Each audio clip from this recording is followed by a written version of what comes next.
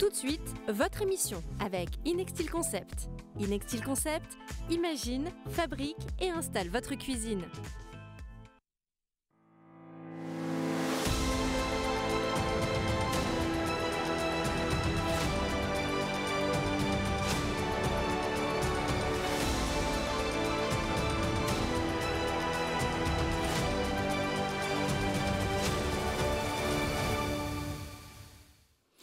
Bonsoir, soyez les bienvenus dans un nouveau numéro du Club de la Presse en compagnie de 4 chroniqueurs. Nous allons refaire l'actualité de la semaine avec Cédric Rouillon. Bonsoir. Bonsoir Jérôme. RCF Jéricho Moselle à vos côtés avec la veste bleue.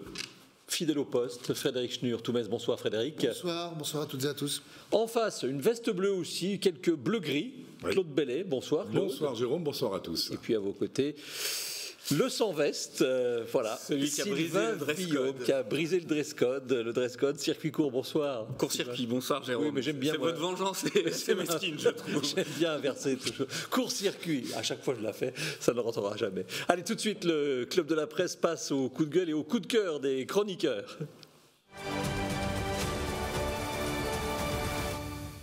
Et je commence avec vous, Sylvain, puisque, et ça ne m'étonne pas d'ailleurs, vous avez un coup de cœur, tout ce qui touche à la mobilité de toute façon vous atteint. Et j'étais sûr que nous allions parler de ça, donc c'est le projet de fermer les rues dans la ville de Metz pour que les enfants puissent aller à l'école en toute sécurité. De fermer, de piétoniser à l'heure d'entrée ou de sortie des classes les rues comptant une école. Alors, et ça tombe bien parce que vous êtes à côté de Claude qui la dernière fois avait fait un coup de gueule sur tous ces parents qui jetaient leurs enfants au plus près du plus près. Et qui se garent sur le trottoir au mépris des enfants des autres. Il m'est arrivé quelque chose de ce goût-là vendredi soir dernier, donc le sujet me touche vraiment. Vous pourriez dire aussi que c'est parce que je suis fan de sécurité. C'est vrai. En fait, je pense que c'est une mesure de bon sens de fermer ce genre de rue au moins aux heures d'entrée et de sortie des classes, parce que pour la sécurité des enfants et des parents, comme je l'ai dit, pour aussi habituer les enfants à faire des efforts, à pouvoir circuler en trottinette, en vélo ou à pied plus sereinement, pour la tranquillité des riverains aussi, auxquels on pense pas toujours, mais quand des gens se garent pendant une demi-heure devant votre porte de garage, c'est pas forcément agréable. Et alors là, puis, pardon de vous couper, mais si vous vous garez pendant une demi-heure, c'est que vous avez une très grande famille nombreuse à décharger. C'est parce que vous avez le temps de discuter avec les autres parents de votre école. On sent le vécu. Je suis assez fan, oui, j'observe toutes ces scènes-là avec un plaisir non dissimulé. Ouais. Pour la qualité de l'air aussi, ce qui n'est pas négligeable. Enfin bon, il y a plein de villes qui le font déjà. Strasbourg le fait, ferme 10 nouvelles rues par an. Il y a évidemment Paris avec 180 rues, et là c'est carrément parfois des rues qui sont, quand c'est possible, fermées définitivement à la circulation, sauf des véhicules d'urgence et des riverains.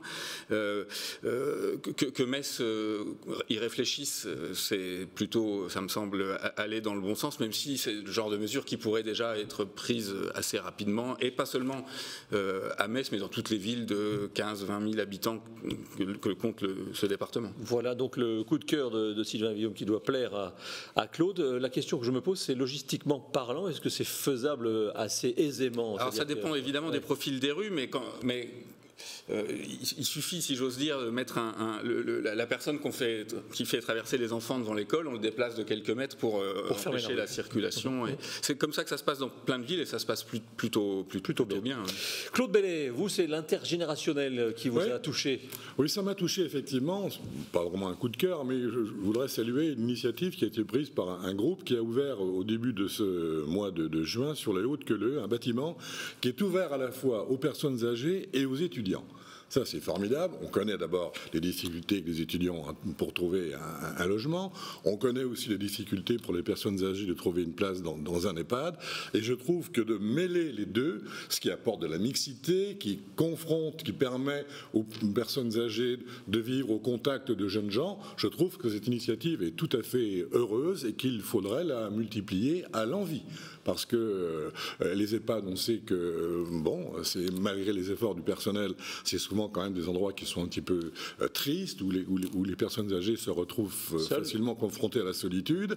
Et on sait aussi que beaucoup de jeunes gens aiment parfois participer, ou en tout cas accorder un petit peu de temps à leurs aînés. Donc je trouve que cette initiative répond à un double besoin, et que réunir dans le même bâtiment à la fois des personnes âgées et de jeunes étudiants est une excellente initiative. Et comme ça, Cédric Rouillon, le lien est fait. Les jeunes pourront voir que leurs seniors ont du talent, puisque c'est votre coup de cœur, une émission que nous diffusons sur Moselle TV. J'allais dire, c'est presque aussi un coup de cœur qui vous est adressé. C'est une initiative qui a démarré il y a déjà quelques mois, qui est portée par l'association Intemporelle, et donc qui a pour objet, comme tout est dans le titre, nos seniors ont du talent. En fait, ça reprend un peu les principes des jeux télé, mais en valorisant, je crois, des seniors qui, pour la finale qui se déroulait ce vendredi, de 75 à 94 ans, si je me souviens bien, et avec d'abord, pas simplement un jeu, mais vraiment la transposition d'un vrai maillage qui a été travaillé par l'association. Je trouve que c'est ça qui est remarquable. On sait que l'association Intemporelle a tout un travail au long cours dans des EHPAD, dans des centres sociaux, et c'est l'émanation finalement de ce jeu-là, ce show de ce maillage-là, avec des seniors qui représentent à l'arrivée toute la Moselle. Donc c'est un vrai travail de fond. C'est pas juste, on va dire, des paillettes et une occasion juste de faire la fête, quoi. Là, nous avons diffusé mercredi de cette semaine, la demi-finale avec les seniors qui avaient du talent, et nous diffuserons avec grand plaisir la finale prochainement. Je ne dois pas... Avec un petit clin d'œil, je me permets, c'est aussi il y a un gain, comme tous les jeux, il y a un gain, et ce qui est sympa pour l'esprit du jeu, c'est que c'est un gain qui est indivisible. Alors, notamment le premier prix, c'est un voyage pour 8 personnes. Et donc c'est vraiment l'esprit aussi qu'a voulu porter l'association, l'idée que le senior ne sera pas isolé. Quand il ira voyager, je crois que c'est à Prague, il emmènera avec lui. Oui. Ah, c'est le 120e anniversaire de Harley Davidson en ce moment. Je ne sais pas si on va envoyer les aînés en même temps. Mais... voilà. Et donc ça sera avec ses voisins, ses petits-enfants, ses amis, donc c'est plutôt sympa. Merci Cédric. Et ça tombe bien, puisque s'ils ont vraiment beaucoup de talent, ces aînés pourront rester sur la scène de Terre de Blues à un Make-Love. Avec énormément de talent, c'est votre coup de cœur, Frédéric. Ouais, alors vous allez à des conférences de puces, en fait. Vous m'avez écrit, grâce à votre texto de votre smartphone. C'est un nouveau concept pour la presse. Oui. Non, c'était de presse. J'ai corrigé. Oui. Corrigé, mais effectivement, j'étais en route vers cette conférence de presse du festival de la 5e édition, pardon. Je vais me calmer, du festival Make-Love Terre de Blues, MTB. Ça se passe le 1er de septembre à Make-Love, dans un petit village de la métropole, mais vraiment un petit village. C'est un coup de cœur pour bien des raisons. D'abord pour l'organisation. Il y a quasiment 15% de la population de Make-Love qui est bénévole, la population adulte. C'est pas partout qu'on retrouve des gens qui se prennent en main eux-mêmes pour organiser un truc qui est le leur, et qui n'est pas là pour être au bénéfice d'une collectivité et de son élu. C'est au bénéfice de tout le monde, en fait. C'est aussi un coup de cœur pour les choix qui ont été faits musicaux cette année. Il y a une toute petite bande-annonce. Et honnêtement, les choix, ça donne vraiment envie. C'est très familial sur place. Il y a des enfants, il y a de la bière, il y a des saucisses. Mais tout ça, c'est vraiment, je sais pas. J'aime cette initiative. J'aime son état d'esprit. J'aime la façon dont elle cherche pas à grossir pour grossir, et dont elle veut garder un petit peu un état d'esprit. Voilà. Donc, voilà le Make-Love Terre de Blues. Ouais. Merci Fred Schnur-Don. Moselle TV est partenaire, et vous aurez une émission spéciale avec Alicia Iblot dans la boîte à malice, avec un numéro qui sera diffusé juste avant la rentrée, avant la prochaine édition. Quelqu'un y est déjà allé? Ah oui. Boire des bières et manger des saucisses? Non, oui, sans doute. Non, mais la programmation artistique est vraiment de très très bon niveau. J'aime bien le blues, mais je ne connais pas spécialement, et j'ai fait des découvertes, y compris d'artistes que je continue à écouter aujourd'hui. C'est pas pour les spécialistes, en fait. C'est vraiment, on y va, et puis ça swing. C'est vraiment pas un truc des spécialistes et élitistes. Voilà, c'était les coups de cœur et les coups de gueule des chroniqueurs. On passe au premier thème du Club de la Presse.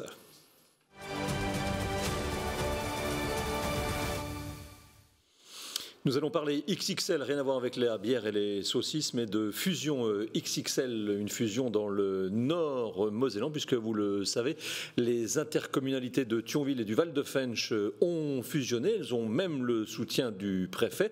C'est une belle histoire, un beau roman, comme on pourrait dire si on était chanteur, puisque ce ne sont pas véritablement des hommes politiques du même bord, Claude, mais qui ont réussi à s'entendre et à dépasser les clivages, a priori, de leur famille politique pour s'unir. Eh ben, c'est très bien. Moi, je suis à fond pour la fusion d'abord des communes. Je pense qu'on a dans ce pays un petit peu moins de 35 000 communes. Je pense que c'est encore beaucoup trop important. Et de même qu'à l'intérieur des différentes régions, les mini-collectivités locales, les mini-métropoles, les mini-communautés d'agglomération, je pense que tout ça est trop dispersé parce que chaque fois, ça représente des frais. Il faut faire fonctionner tout ça avec une administration, avec des services, etc.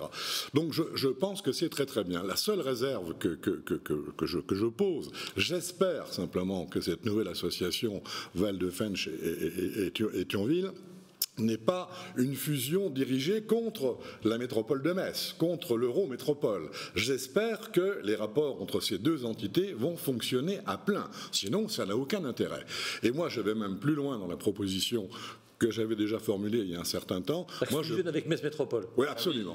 Absolument. Je pense que c'est ça. Pour beaucoup de raisons. Parce que d'abord, c'est le même espace de vie. Enfin, je veux dire, Metz, Thionville, c'est là que les choses se font. Et il devrait y avoir des transports en commun métropolitains. Enfin, je veux dire, tout ça mériterait que ce soit assemblé. Et ça aurait notamment un avantage de permettre de constituer une force un peu représentative et importante face aux problèmes de voisinage que nous avons avec le Luxembourg. Je pense qu'on pourrait obtenir davantage si nous étions constitués dans un front commun qui soit peut-être, se montre peut-être un petit peu plus exigeant à l'égard du Luxembourg qui, comme chacun sait, rechigne beaucoup à investir de l'autre côté de sa propre frontière. C'est ce que disent les deux artisans de cette fusion, c'est aussi parler d'une seule voix, puisque le Luxembourg, même s'il s'en défend parfois, joue un peu sur l'éclatement décisionnel qu'il a autour de lui.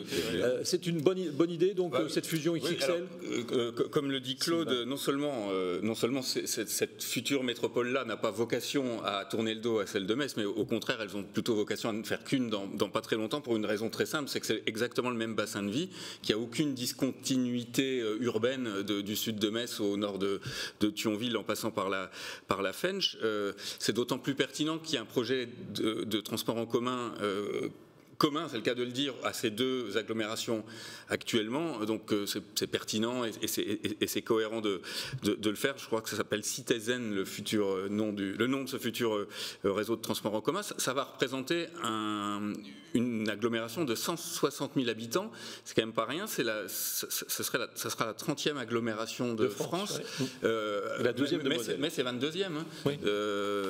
Donc voilà, la force de frappe derrière n'est plus la même. Je vous rappelle qu'au départ, les métropoles, quand on a imaginé la notion de métropole, il fallait au moins réunir 500 000 habitants. Alors après, il y a eu des dérogations. Metz Métropole a pu finalement être considéré ou être admis dans le cercle restreint des métropoles, mais c'était 500 000 la jauge. Et donc là, avec cette fusion, et si un jour on allait plus loin, on se rapprocherait de cette norme. 240 la métropole de Metz, oui, plus 160, 400.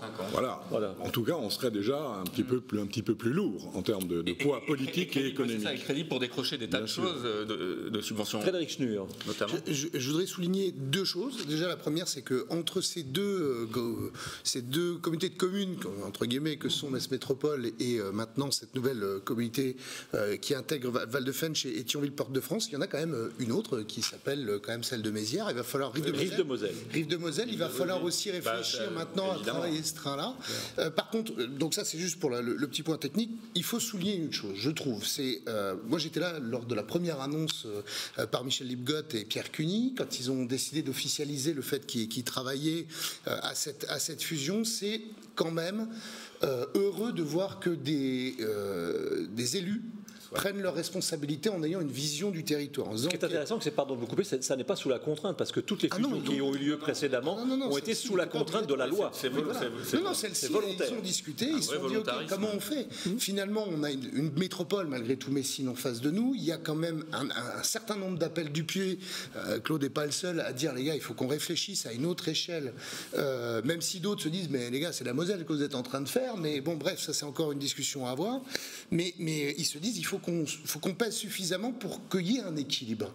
Et cet équilibre, plutôt qu'il y ait une peur finalement de voir Metz Métropole, l'Eurométropole de Metz, peu importe comment on l'appelle, écraser finalement deux moyennes structures, deux moyens EPCI, là, il rééquilibre un petit peu les choses. Et donc, la discussion pourra être équilibrée. Et donc, finalement, personne ne pourra réellement se sentir floué parce que chacun va peser suffisamment. C'est un vrai sens des responsabilités politiques, c'est une vraie vision politique d'avenir. Et je pense que ça doit se souligner parce que c'est ça qu'on attend des élus. Si vous le permettez, Jérôme, ajouter un mot très très court, parce que quand on y réfléchit et quand on voit l'évolution de ces situations, ce qui est en cause et qui va finir par se poser un jour, Frédéric l'a évoqué, c'est l'existence même du département. Regardez le département des Bouches-du-Rhône, par exemple, qui est entièrement pris dans l'agglomération d'Aix-Marseille. Donc, est-ce qu'on n'ira pas enfin jusqu'à au fait qu'on retire un échelon dans cette de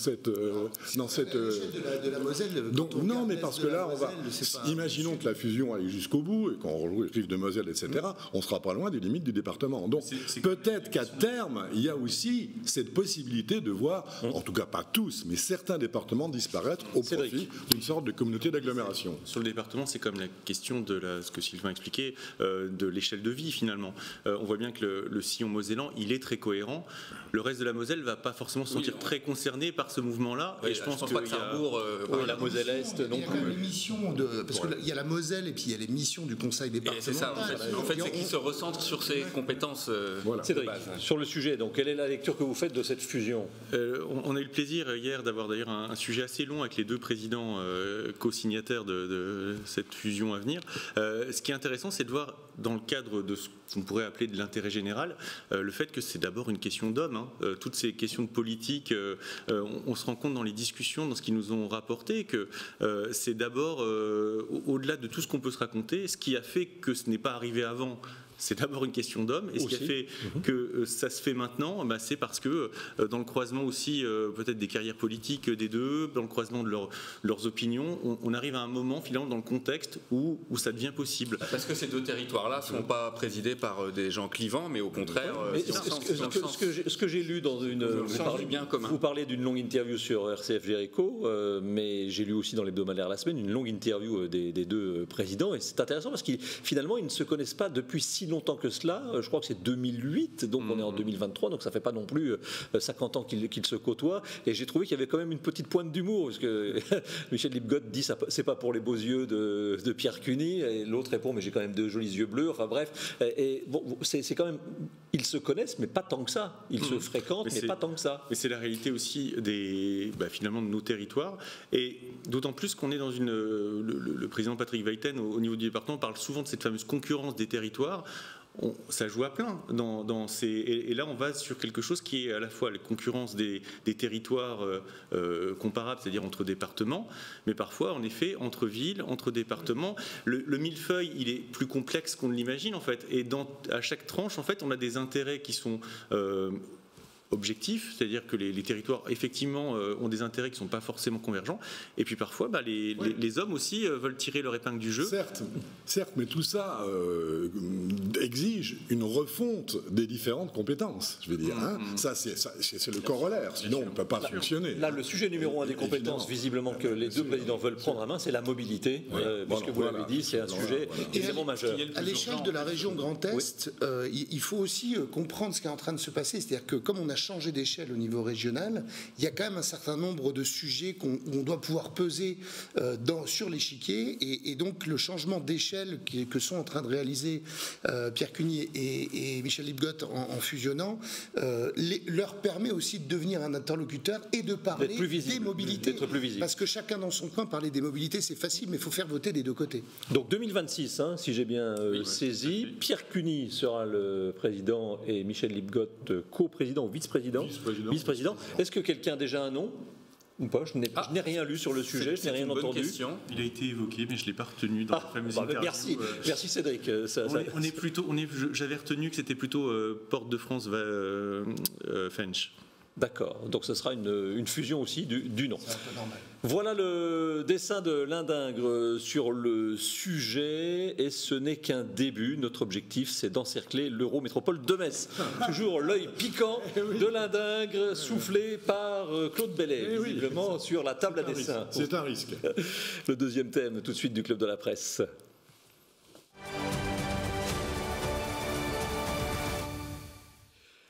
Ce sera un thème plus joyeux, plus léger, puisque vous le savez, ça y est, c'est parti pour la 7e édition du festival Constellation jusqu'au 2 septembre prochain.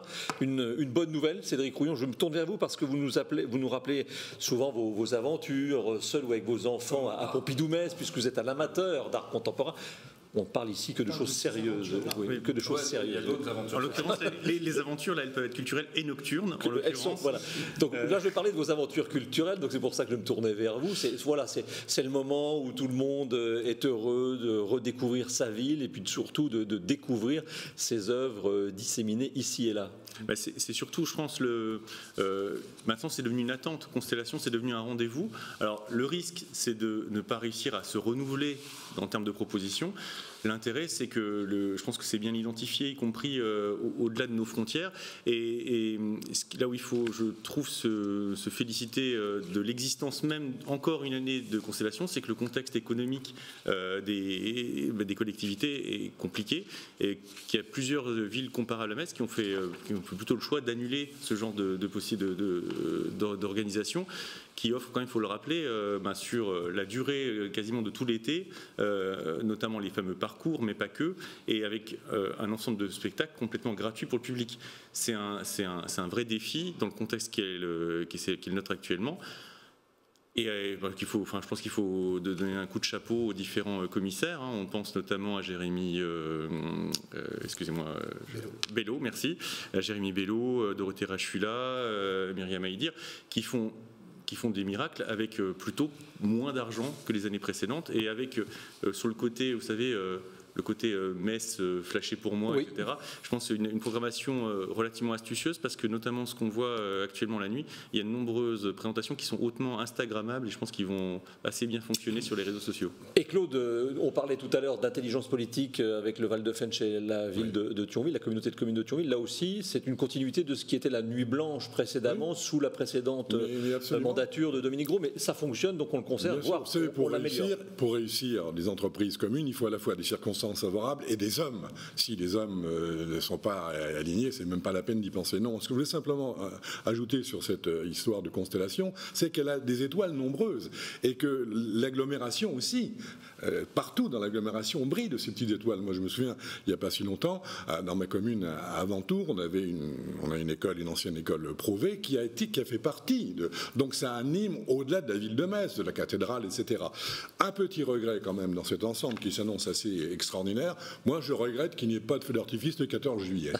Voilà. C'est tout. Pour garder le budget pour la fête de la Mirabelle. Le jour de la fête de la Mirabelle, je pense qu'un feu d'artifice dans ce contexte Constellation serait le bienvenu. Voilà, on verra pour l'année prochaine. Sylvain, votre cœur bat au rythme de Constellation. Ah oui, non, j'aime beaucoup, mais alors, juste une précision factuelle, ça date pas de ce mandat-là, mais du précédent. Oui. La Nuit Blanche s'était arrêtée dans le tout premier mandat de Dominique Gros, et Constellation, en fait, c'est une idée, notamment pour des raisons économiques, qui est née au début du second mandat de Dominique Gros, pour l'idée de rassembler tous les événements culturels qui étaient assez éparses autour de cette thématique de la mise en valeur du patrimoine par notamment les arts numériques, ce qui avait permis de décrocher des financements européens.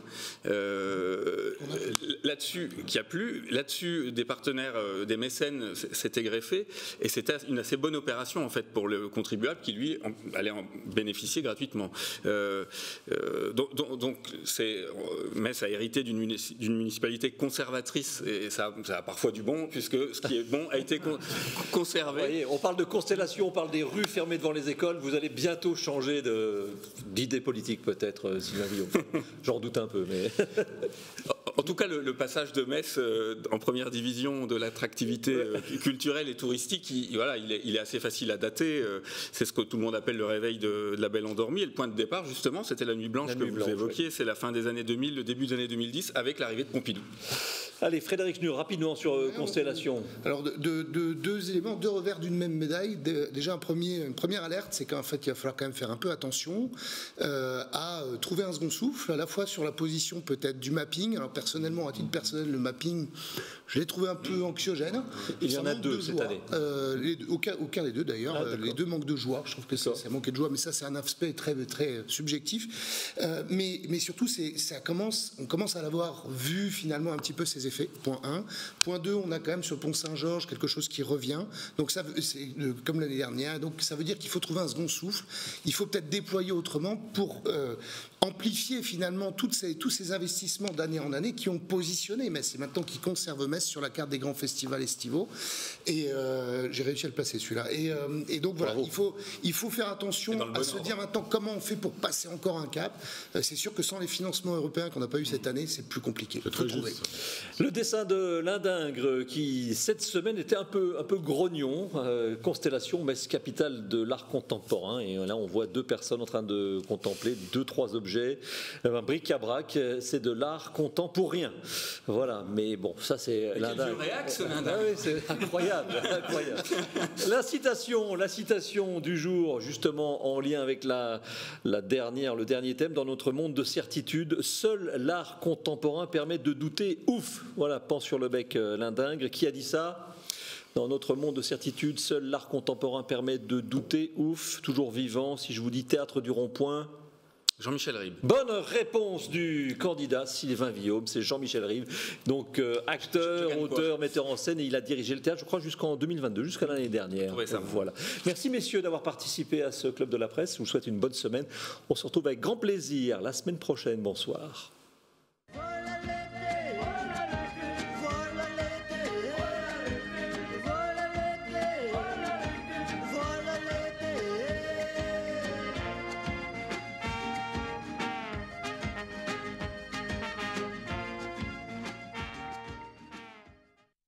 C'était votre émission avec Inextil Concept. Inextil Concept, imagine, fabrique et installe votre cuisine.